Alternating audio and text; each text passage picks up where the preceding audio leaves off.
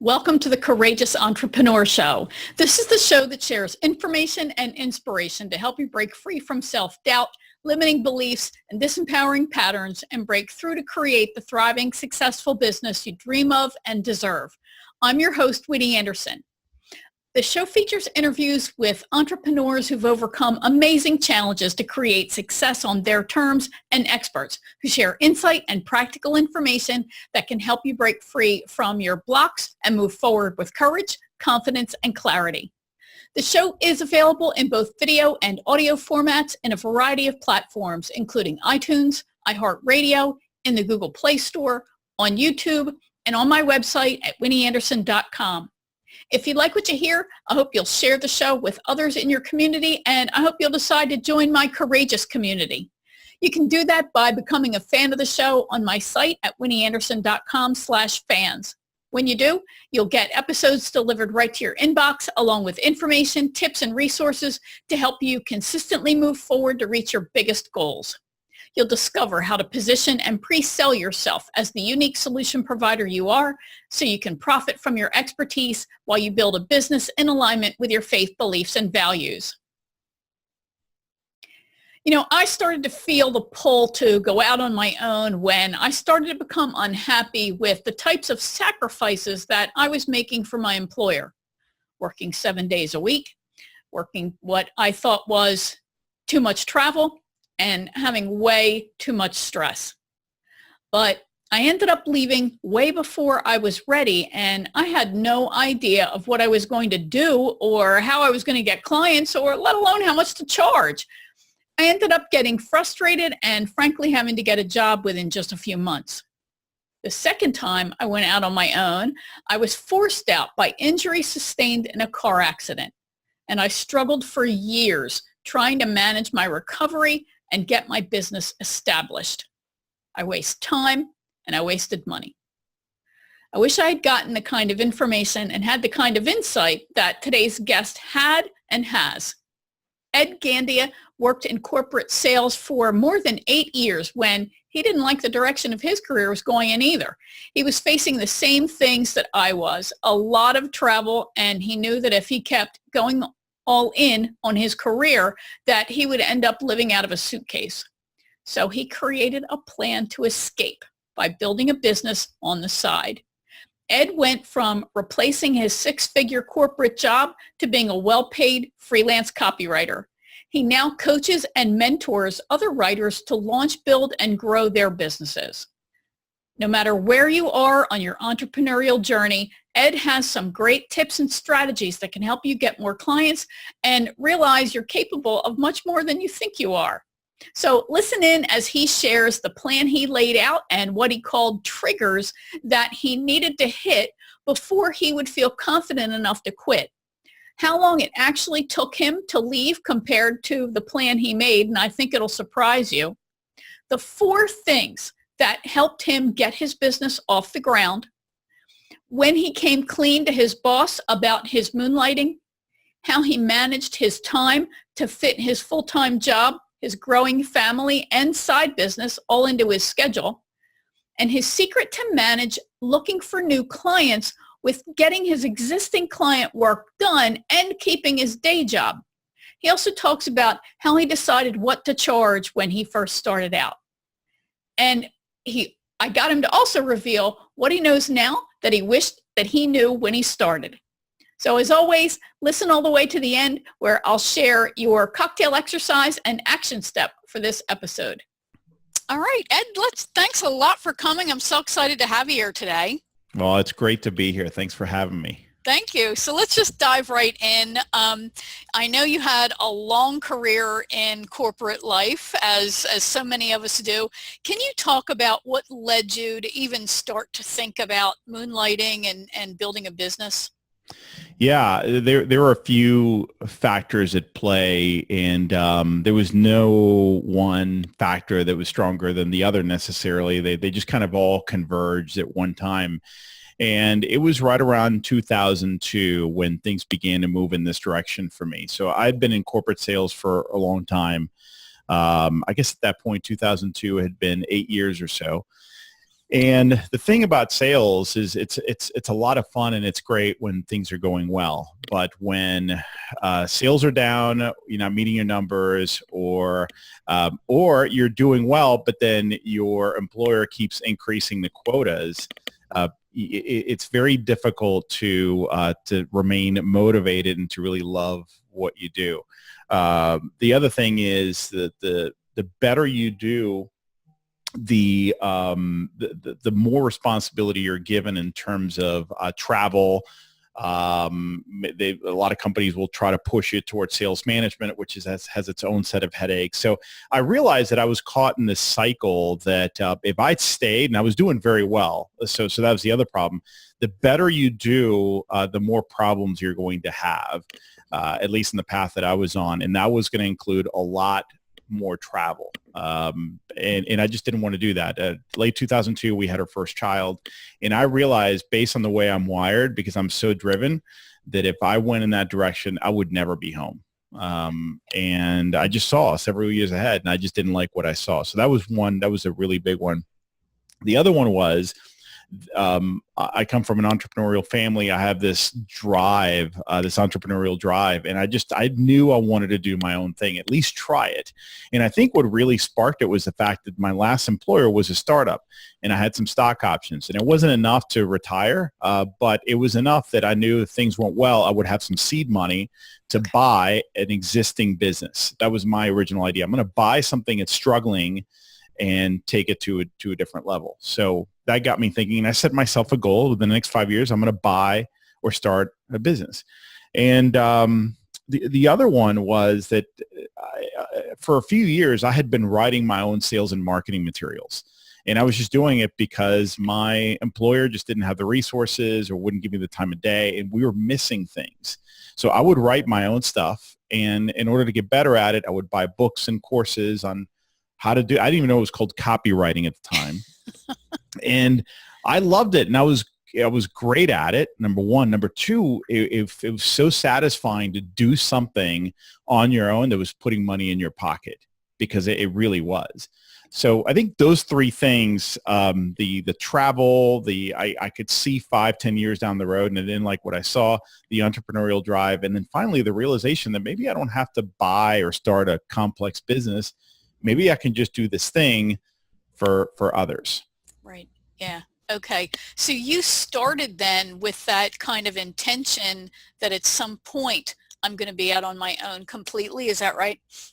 Absolutely. And I figured, you know what, if I don't do it now, life is just going to get harder and more complex, and I probably will never do it. So I felt this was the right time. Yeah. There's no, the only really good time to start a business is always yesterday, right? Because there's no really good time. Life always is happening, and crap always comes up, and you either do it or when you can, or you don't. That's pretty much it. But absolutely, I love your point about corporate life. I'm a human resources person as well as an agency, a marketing person.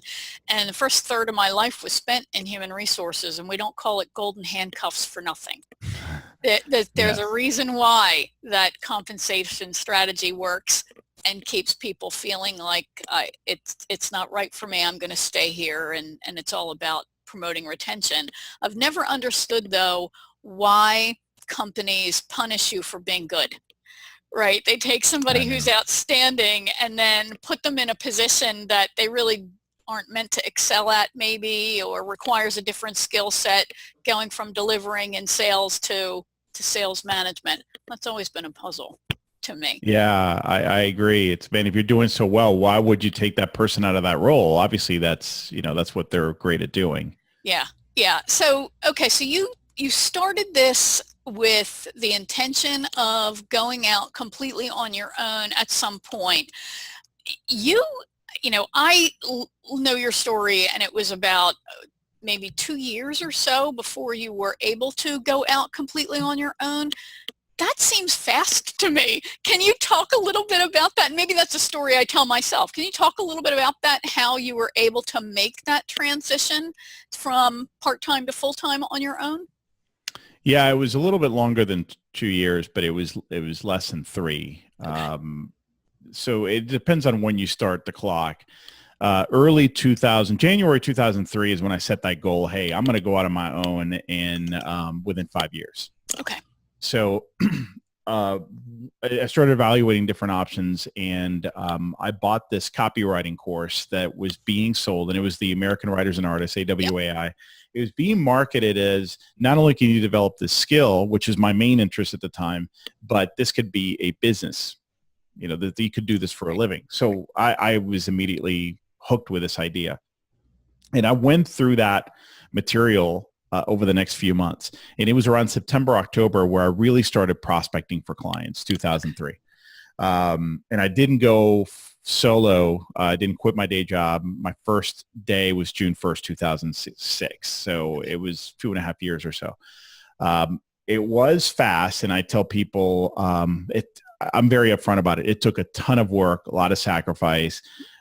It usually takes longer than that to get to a point where you can quit your day job, but it depends on a lot of factors. It depends your financial needs and what you're trying to get to. Some people can quit a lot faster because they don't have to. I was earning a 6-figure income as a sales professional, and I was willing to cut that back, earn more, or earn less, but I wasn't willing to make a huge sacrifice. Right. So yeah, it's definitely a very trying period, just doing that desert walk for a few years. So let's talk about the process then. So you got comfortable with, okay, this actually is a profession. It's a skill set called copywriting, and I can learn it and I can perfect it. And you bought the course and you started studying it. I've taken the same course. It's a great course. So now you decide, okay, I'm feeling confident. I'm going to start prospecting. How did you begin that? Because I'm going to guess, and correct me if I'm wrong, you weren't going to let your employer know that you were moonlighting, or did you do that and let them know you were doing work on the side? How did that work? Yeah, I didn't let them know at first. I did later. I mean, I can tell you more about that too. But what I did is it had to be a test at first. I love the idea. And, honestly, I was sold on the fact that this is what I was going to do. Because again, I had already made that commitment, right, that I was going to do something on my own, but it was still a test. I wasn't willing to quit my day job. And by the way, anyone listening, strongly recommend, if you don't have some kind of backup, whether it's a spouse or, a day job, don't do something drastic. Right. I see this all the time. People make a drastic decision and then they expect their new freelance business to provide right away. You got a mortgage to pay, you got financial obligations. Please, please, please limit your risk by doing this on the side or making sure that you got your bases covered. Amen. So I use my job really as a way to finance this venture. Right. And it was certainly not an easy thing, but at first I really kept it to myself. And over time, what ended up happening, I remember when I was at around $2,000 to $3,000 a month consistently part-time, which took a while, I had lunch with my boss. I said, I want to talk to you about something. And I took him out and we had a great relationship. Now, you got to keep in mind that the type of work that I did, I was being evaluated quarterly. So if I slacked off, it would show. And I assured him, listen, my job is number one. You have my word on that, my commitment. I'm doing this on the side, non-working hours, and I think this is where I want to go. But I'm not going to go anywhere anytime soon, and you're going to get the best from me. I'm going to act in an ethical manner here. And he was very cool, very supportive. So yeah, I wanted to make sure I was at a point where it made sense to have a conversation with him. Okay. That's great. That's great. So where did your first few clients come from? Did they come from just companies that you reached out to on your own and kind of cold contacted, or did you have some warm leads in your connections? How did that work? Yeah, it was challenging because I didn't want to go out of my way to let my employer know, and I didn't want to run into them at a networking event, so I had to be really, really careful. And in fact, most of the prospecting that I did was out of state. Okay. Prospects out of state. I didn't want get into any conflict of interest or anything like that. At first, my strategy was actually what most people do is I'll write anything for anyone. And I thought I'm going to cast a wide net. Yeah. That's the best thing. Everybody's a prospect, and I got 0 results. I ended up getting one small client, and it was just months after I started prospecting. But so just to answer your question, there are a few things that I did that ended up working. And a lot of it was just throwing spaghetti at the wall, and many of these things didn't work. I did a direct mail campaign, and I spent a lot of time and money doing this. I sent 300, 400, 500 letters. Nobody responded. Again, I'll write anything for anyone. So not very targeted, not very convincing. Right. But one company, and this ended up being my first paying client, they were a snacking company, a food company in the Northeast. And they actually emailed me back like 2 or 3 months after I sent the letter. And they said, we need someone, we're launching some new products. We need someone to write some package copy. I had no idea what package copy was, but it was the copy on the back of the potato chip bag. And I was thrilled. I said, sure, that sounds great. They didn't ask for samples. They just said, are you interested? I said, absolutely. They said, we'll pay $200 per bag, per product. I said, that sounds wonderful. And so I did one. They loved it, and they gave me like 6 or 8 other ones over the course of a couple of months.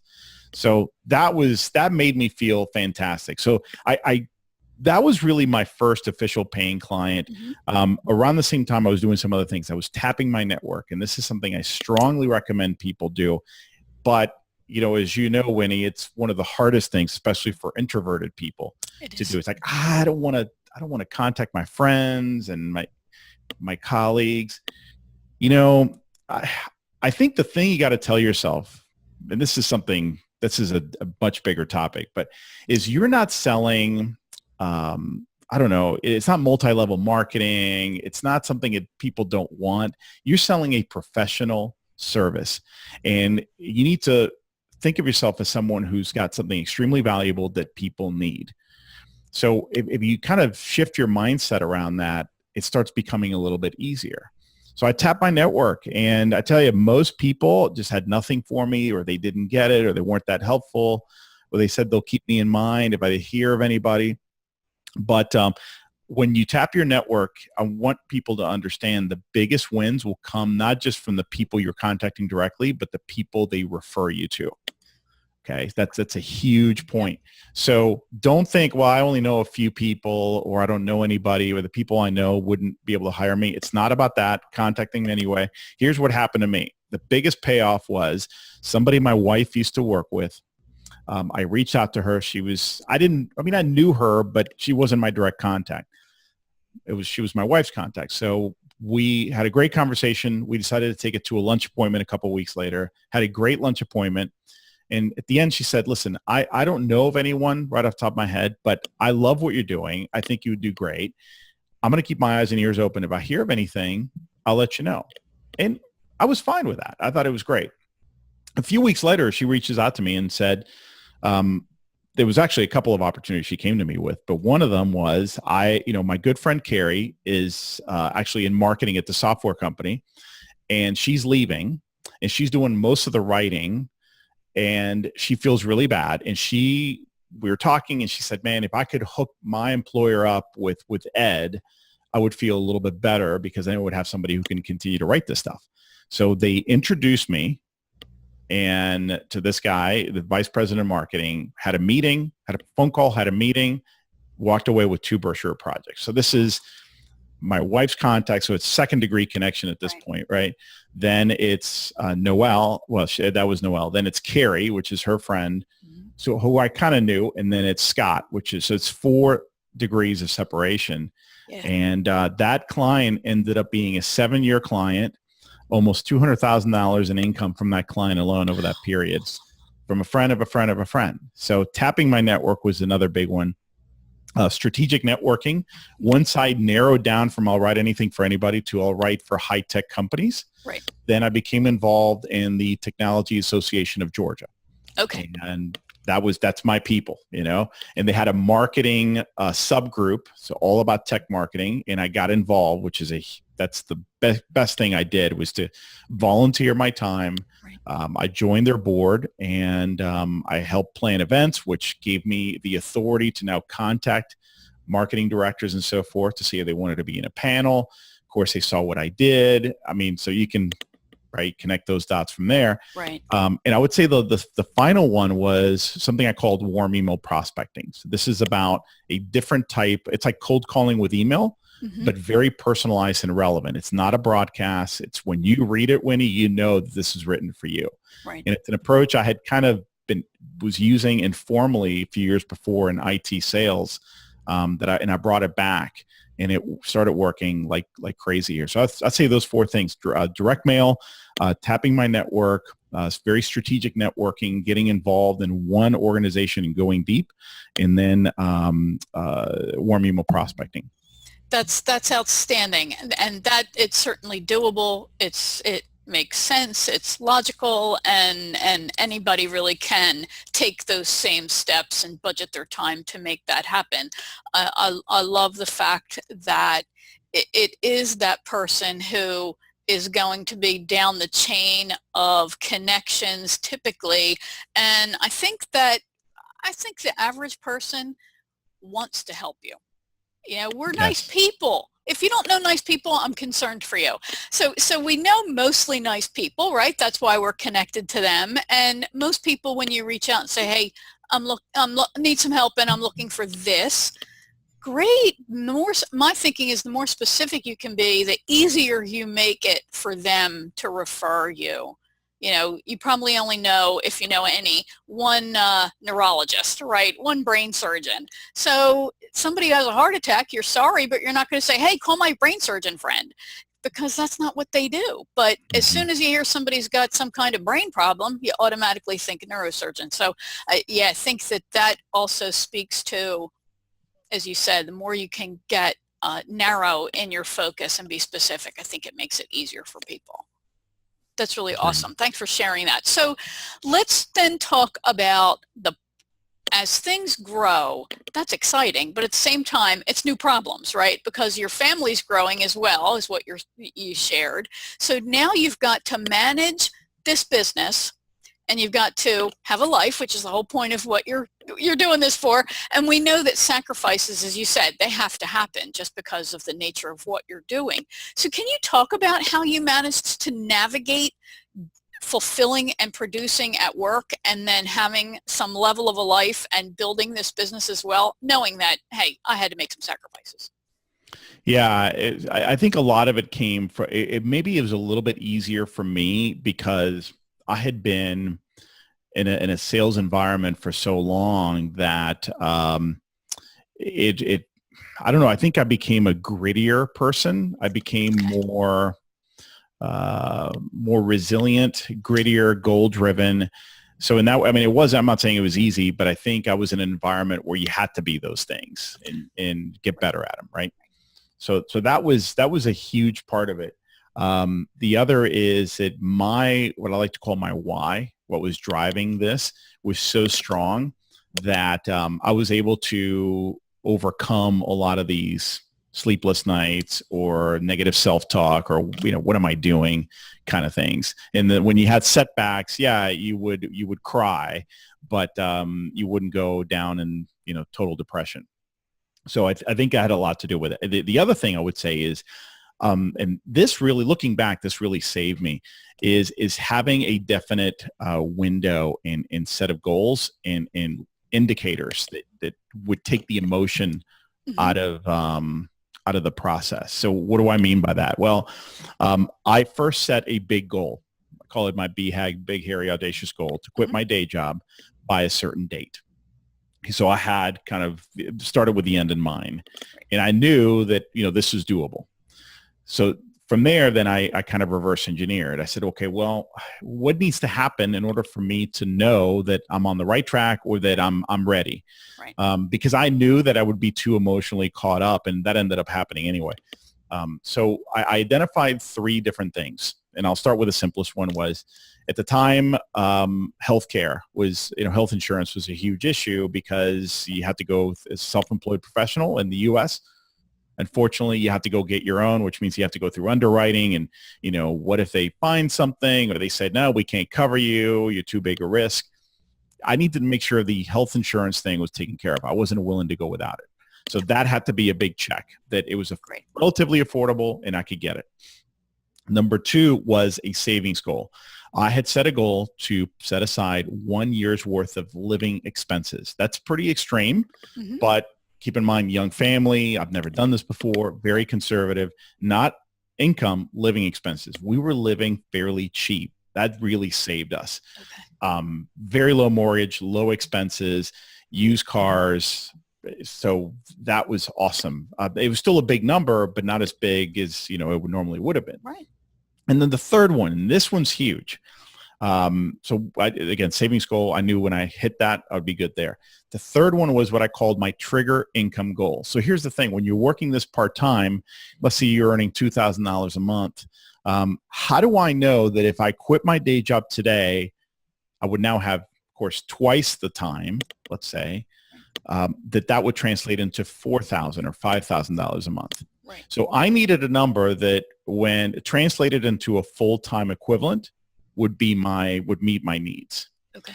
And what I decided for me, the multiplier was about 2x. It depends. You need to kind of look at your numbers and figure out, well, I'm only working this much part-time and, I need this much. So maybe it's a 3x for you, but for me, it was a 2x. I knew when I started hitting about $4,000, $5,000 a month consistently, then I knew that, hey, I would be at six figures if I had more time, if I didn't have my day job. So the trigger income goal is my third indicator. And so then I hit them all. And the interesting thing was, I still remember it was a Saturday morning, cloudy, rainy, and I was ready. And in fact, I had set up an appointment with my boss on Monday, take him out to lunch to let him know, hey, I'm done. And I told my wife, I said, I don't know if I'm ready. Am I really doing the right thing here? But she woke me up. She said, if you don't do it now, when are you going to do it? Everything else that you've prepared for is set. You've hit all the triggers, all the goals. Why not try it? What's the worst thing that can happen? It doesn't work and you get another job. Right. And I said, you know what? You're right.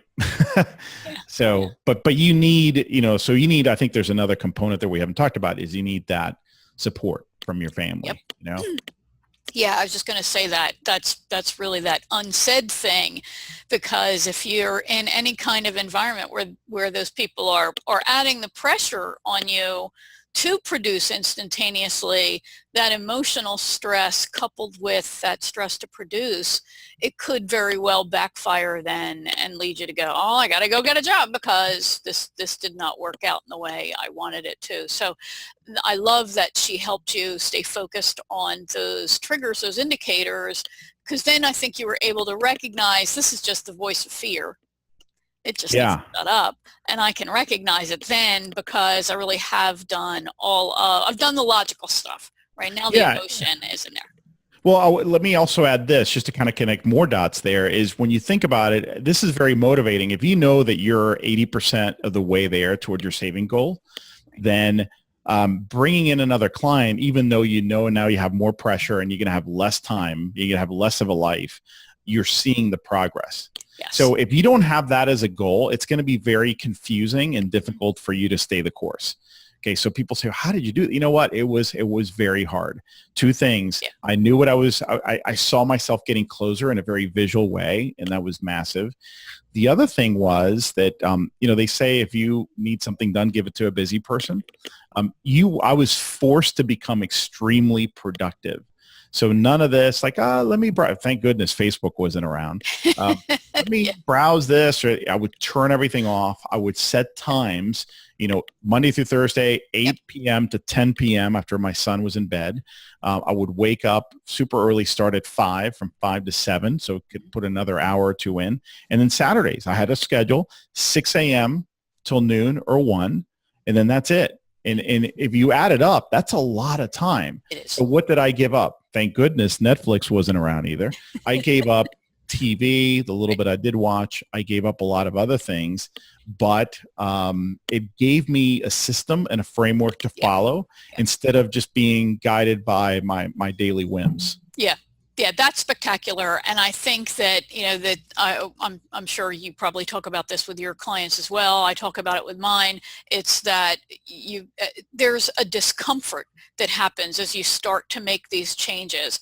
And it's the voice that goes, no, stay fat and happy on the sofa. Watch that another episode of whatever it is, right? So becoming comfortable with that discomfort of stretching for that next level of maximizing your time effectively, that I think is one of the big secrets as well to making things really work for you.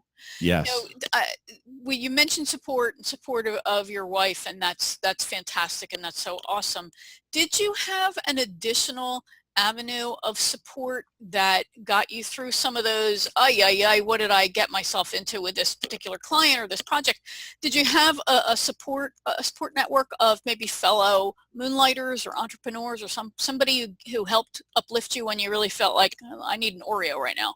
Yeah, I did. I mean, I don't believe you can do this alone. I mean, is well positioned and prepared as I was for this kind of thing based on my line of work.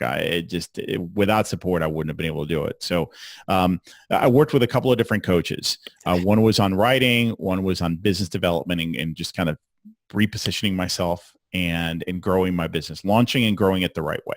Okay. That was absolutely huge. The writing coach, fantastic. It really, more than anything, it just gave me the confidence that I was good at this. Not that he was just, it wasn't all positive affirmations. I mean, he was really getting on me, but he taught me so much. I also had just developed some relationships with some colleagues who, and most of them were long distance, but it's great. We stayed in touch. We would just cheer each other up, ask each other questions. So it wasn't so much accountability. It's just if I had something, and I looked up too, by the way. So most of these people were ahead of where I was, and they were happy to help. So yeah, absolutely. That's one of the things about this business is so isolating. The good news is there's so many more resources today. Back then, it was really hard to connect with people. LinkedIn was nascent. There was no Facebook. It was Yahoo groups, forums, Yahoo forums. Yep. So now there are a lot more resources, a lot more opportunities, but I strongly encourage people to do that. The isolating factor in this business is just, it's debilitating for many people. Yeah. Amen on that. And I think if you've got that little voice that is trying to holler at you, that isolation can, for some people, it can create this downward spiral of starting to really question yourself deeply, and am I going the right path, and maybe I'm really not, maybe I shouldn't, and you get in this crazy cycle of beating yourself up rather than staying productive and moving forward. So yeah, I agree, having those especially the peers who can say, sister, brother, I know what you're going through. Keep going. It's better on the other side. I promise. Keep going. So yeah, that's awesome. So you talked about managing your time though and serving your clients, and you talked about structuring your time. The thing that I find that can be challenging is when you're fulfilling the client work and you're maintaining the client work, right? So it's that balance between marketing fulfillment. How did you manage to divide up those particular activities with the rest of your schedule? Did you follow some kind of system for that too? Or did you just market as best you could while you were in the fulfillment process? Well, it was as best I could. Looking back though, I think what I maintained was something around a 10% minimum for marketing time. So, and I like that because it adjusts based on how busy you are. So if you're booked solid, I still say, look, whatever time, let's say I was putting in 20 hours a week into my business, about 2 hours or so should have been dedicated to marketing. And looking back, that's what ended up happening is when I was booked solid, I would still spend, an hour and a half, 2 hours a week doing and some of it I just didn't have any choice. it's just following up with some prospects, that kind of thing, right? Yeah. But yeah, I find that the mistake people make is they move straight into fulfillment and then zero on the business development side. And I say, if you keep a minimum and it's percentage based, it's easier to make that decision. Yeah. And treat it like a client project. What I found was when I carved that time, I also, for me, it was important to say, okay, this time, from whatever, 8 to 10 p.m. that Thursday night, I was going to work on this. When you do that, it gets done, because I was treating it like a client, like another client, Right. in a client project. But yeah, it's too easy to just ignore it. The problem is you get into a feast and famine cycle, because then the work is done, and now you look at your pipeline, you don't have a pipeline. One quick tip though, because it can be awkward. The question that comes up is, okay, that makes sense. I can probably do that, but does it make sense to knock on doors if I don't even have time to even take them on for another 3-4 weeks? My suggestion is shift your focus to what I call lead nurturing. So instead of knocking on new doors saying, hey, I think I'd love to work with you, instead go back to prospects who weren't ready at the time. Great. And send them something of value. So, hey, Winnie, Ed Gandia here. We a copywriter who connected with you a couple months ago. I came across this article about this research just came out on this topic. Here's a link. I thought you'd find it interesting, especially this stat. Hope everything's well, Ed. That kind of thing. You're not saying, hey, can I help you with anything? You're saying, hey, I thought of you when I read this. Right. And then and this happens, especially when you're book solid, this is great. It's funny you contacted me. I could actually use your help with this. Are you interested, available? You know what, Winnie? I'd love to. I'm book solid right now for another 3 weeks. What's your timing like? And something about, hey, I wasn't soliciting your business and I'm book solid, that makes you even more attractive. Yep. So shift your focus, those 2 hours or whatever it's going to be, to staying in touch with longer term prospects. Yeah, that's outstanding too. That's a really super great tip. And I think it also can, for the person who really doesn't like going after those truly cold prospects, that it feels better and can build up more confidence, so that as you approach those new people, you're feeling more in control and more specific about, this is exactly what I can do to help you. And that can really build your strength, especially in those early days when this can be very new to you. So yeah, those are great tips. So one other thing that I wanted two other things actually. One is that, in my opinion, is like the elephant in the room: pricing. Right? We hate to do it. We know we have to do it. How do we do it? We agonize over it. We look for what are other people charging, and there are lots of strategies for calculating what you're going to charge.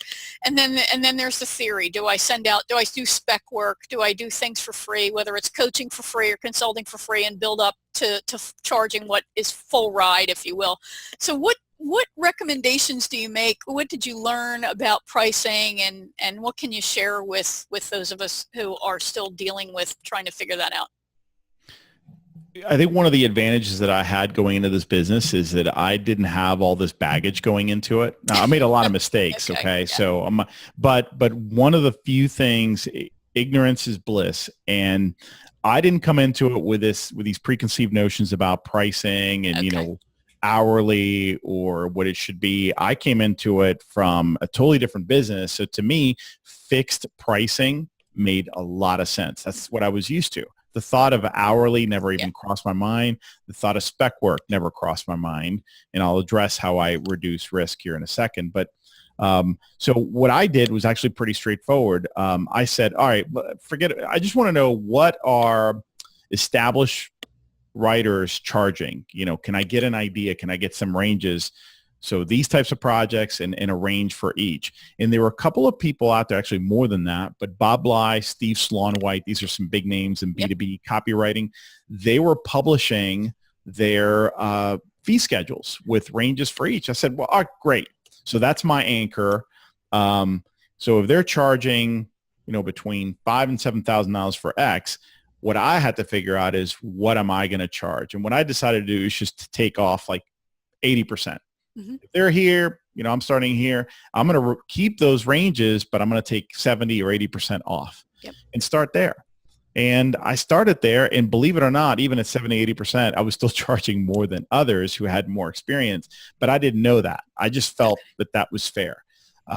So I just started with, okay, well, let's start with the benchmarks. What are the top guys? And then let me just take a percentage of that. And I felt okay with that because unlike other businesses that I was in, that once you quote this number, you're locked in there for life. I started seeing that these are not going to be lifelong clients. Right. So these are stepping stones. I don't mind that if it's, way too cheap, because I know I'm using them to get experience and to get some samples. Right. And then I can move on. Yeah. So that's kind of how I treated it. And I just kept with every new client. This is a huge thing. I know this sounds scary, but when you do this, commit to raising your fees by a certain percentage for every new client, right? Time, yep. They don't know what you charge. That's exactly. Your opportunity. So I recommend 20%. Some people get really scared with that, but I think 20% when you're in the lower brackets makes a lot of sense. But even 10%, the percentage doesn't matter as much as the consistency. I agree. And feeling good. So maybe you want to get to the Bob Bly level, right? So, well, what's it going to take skill-wise and then number-wise, right? So you're just going to, I don't care if you raise the rate $5, do something, raise it every time, and because you've got to feel good when you quote it, right? So then get to that big percentage, and before you know it, you're going to deliver quality work, and you're going to grow into that great price. So that's really great advice. So Steve, Ed, this has been really fantastic information and advice, and I can't thank you enough for sharing it.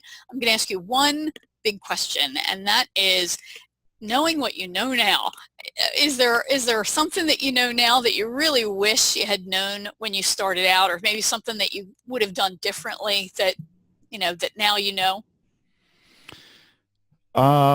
Yes. There were a couple of things. I mean, there are a lot of things, with hindsight, I would have tried some other things, gone after some others, but I would say there are a couple of big things. One is I would have gone after bigger clients sooner. I don't think I'm unique in that I was scared to go after bigger names, bigger companies and so forth, because I thought, let me just stick with the startups and the small players because it's going to be easier to get in the door. But what I found looking back is that I wasted a lot of time with clients who just didn't get it. They didn't get the value. They understand what I brought to them. They didn't understand their responsibilities. I wasn't there to save them. I was there filling in this particular gap. So had I gone higher up to better organizations, in a way I was kind of forced that way anyway through referrals and my network and so forth, I think it would have been easier for me. I just didn't feel I was prepared, but I think we underestimate how prepared we really are. So that was a big one. And I think the other one is something I've only really started doing in the last couple of years, which is to bucketize, what I call bucketize my week. Mm-hmm. And it's something I learned from Dan Sullivan, a strategic coach. And, what he talks about is divide your week into 3 different types of days. There are focus days, and that's client work. Right. That's prospecting, marketing, and so forth. That's like your main stuff. Then you have free days, and free days it's what they sound like, right? You're not going to work on those days. And then there's buffer days, and buffer days is really preparing to have better focus days and better free days. So that's kind of the planning, learning, strategizing, and so forth. And until I started doing that, I wish I would have done that earlier, because what happened was when I finally made the transition, by the way, I was already overbooked. I was way too busy. I was working 7 days a week, many weeks. And that's how I started my freelance business full time. I didn't have that honeymoon period where I could take like a week off to think about it and rejoice and celebrate. I went straight to, in fact, when I had lunch with my boss, and it was really quick because I had to get back and I had projects and when I resigned. So I wish I would have known that, because it would have given me, it's so easy when you start to overbook yourself. And the risk is you can burn out very, very quickly. And I see it all the time. When you finally hit your stride, you're excited. So that's what keeps you going. But then you start burning out. So that bucketizing the week thing has been just huge for me. Okay, awesome. That's great information. And thank you so much for your time. I know you're crazy busy. Why don't you let everybody know what's the best way that they can get in touch with you and learn more about what you do? Because it's more than just, you don't just write now, right? You provide support, coaching, training for other freelance B2B writers. Is that right? Correct. Yeah. So and I'm very transparent about this, most of what I do today, my business has morphed into something very different, not by design. It's just kind of took a different turn little by little. But I now spend most of my time training and coaching writers at all levels, whether they're trying to launch their freelance business or they are already there and they're trying to get to a new level, or they're really trying to multiply their results quickly. It's all business development. I don't teach writing. I only teach how to get more and better paying clients and how to earn more in less time. B2Blauncher.com is my website. And I got some great free resources there. Most of what I offer is completely free. And in fact, right away, I got a couple of things that might be helpful. It depends on where you are. So if you're brand new to freelancing, I got a checklist, a 7-point checklist on how to get your business off the ground faster and more safely that you can download there. And if you already established, I got a great cheat sheet on 3 specific things you can do to grow your income very quickly. Things that are fairly easy. These are quick wins, things you could start deploying right away that can make a huge difference in your income. And I think, just a personal 2 cents here, I think that warm email course is outstanding, and it certainly relates not just to freelance writers. It's anybody who really wants to reach out to their connections and leverage those connections to get the word out about the work that they're doing and prospect in that way. So I certainly encourage you to check that out as well. But thanks again for being here, and I really appreciate all the great information you shared. Oh, thanks, Winnie. It was a lot of fun. I appreciate you having me on. Thanks. All right, I hope you found that interesting and helpful. I have to tell you, when I first decided to launch this show, I made a list of gurus who I wanted to have on.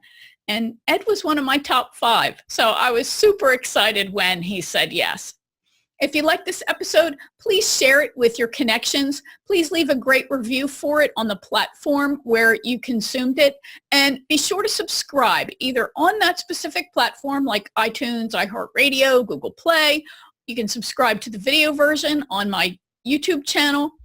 But when you subscribe on my website, you'll get episodes delivered right to your inbox every week, along with information, tips, and resources to help you come out of hiding, get your message out in a more powerful way, and achieve your business goals so you can profit from your expertise. You can do that by signing up at winnieanderson.com/fans. All right, so your cocktail exercise, otherwise known as a reflection exercise. No alcohol needs to be involved. Don't drink and drive. Don't overindulge. All right, so no matter where you are on the business development life cycle, the issue of making time to market your services while serving existing clients is always a challenge. I loved Ed's guideline of taking 10% of your time and dedicating it to marketing. So easy to work with. I want you to think about how you divide your schedule, and are you putting time in where it really needs to be? What do you keep saying you're going to get done that you're really not? Are you dedicating enough time to getting clients and nurturing those past leads and connections that Ed talked about? All right, now your action step. Like most of these, this is technically more than one step, but I want you to take control of your schedule. There are 8 strategic actions that we entrepreneurs need to take, and we need to take them nearly every day. Our time during each day, and certainly each week, needs to be well divided among these actions so we can grow our business and reach our goals. I'll recap those actions for you. So first is living, right? This has to be first. No matter how crazy busy you get, you've got to treat yourself nicely, and you've got to spend time with your family, your friends, your loved ones, and be fully present no matter what you're doing, whether you're working or you're hanging out. Next is marketing. Getting clients is business job number one. If you're thinking you hate selling, I can tell you part of what you hate is marketing. But putting yourself and your message out there is critical. Otherwise, no clients, no business. And the world isn't impacted by your fabulousness. You're not able to achieve the mission that I know you have. Selling, number three. You've got to get clients. Now, I've talked on other episodes and on the after show, which I do as a Facebook Live on Wednesdays. I've talked on the after show about selling for service professionals who hate being salesy. So I won't go into big details here, but just remember that selling isn't icky, salesy, or pushy. That's not the style that you're going to adopt, of course. So you're not going to be like that, right? But sales is really just inviting somebody to take the next step. And if they say no, okay, they're not ready. Right? Then you just circle back and check in with them every now and then, keep in touch with them, but all right, they're not ready. And most of the time, it's not a rejection of you or your offering. It's a rejection of the opportunity that you're offering to them. Okay, so next is fulfilling. This is actually doing the client's work, right? It's what we love most to do. Now, as you grow, you may find that you don't do everything or you can't do everything and still have time for the other strategic actions. So you're likely to need to get help at some point. If not, you're going to end up hitting a revenue ceiling that you're not going to be able to get past. Okay, creating. This is where you're producing content, you're writing blog posts, you're shooting videos, creating courses, writing books, all that creative stuff. Managing. These are the systems and processes and oversight you need to do and have as a business owner. They're important to make sure that we're maximizing our profitability and that things are running smoothly. Leading. This is standing out as the innovative thinker you are, leading your clients, leading your audience, and really leading your industry segment. Growing. This is developing as a professional, both in mastering your professional expertise and mastering the skills that are needed to build and run a very profitable business. So your action step then is to examine your schedule and see what you're not spending enough time on. Which one of those 8 strategic actions are you not spending enough time on? Or are you spending too much time in stuff that is easy for you, but it's also helping you to avoid doing the stuff that maybe you don't really like, that you need to do more of. And if you'd like to get a list of those strategic actions, then you want to head to my website at winnieanderson.com/strategy map for information on how to get that and for the show notes and other resources for this episode. If you're an introverted solo professional or someone who has introverted leanings, and you're ready to get support to reach your business development goals as part of a community of like-minded and like personality to professionals, then head over to winnieanderson.com/join the lab and join my Facebook group, the Courageous Entrepreneur Lab. Thanks for listening, and remember, you deserve all the success you dream of.